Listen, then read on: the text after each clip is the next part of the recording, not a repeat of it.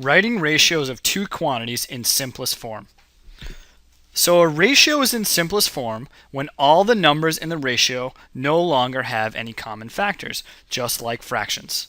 Let's take a look back to the previous section where we looked at the ratio of the number of trucks to the number of cars. In that example, I gave 6 toy trucks to 12 toy cars. Now, if we were to write that as a ratio, as we did before, we say, okay, there are 6 trucks to 12 cars. Is that the only way that we can write this ratio? What if instead, as I have already drawn in, we group these trucks and cars into groups of 6? And I say, okay, this group right here of trucks, instead of being 6 trucks, is simply one group. And each of these cars in groups of 6 is one group.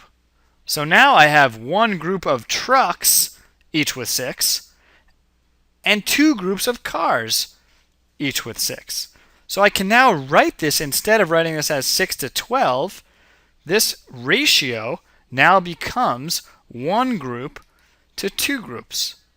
Essentially what I've done is I've taken the 6 divided it by 6, the 12 divided it by 6, and that gives me a 1 to 2 ratio. Now you can also think of this like a fraction.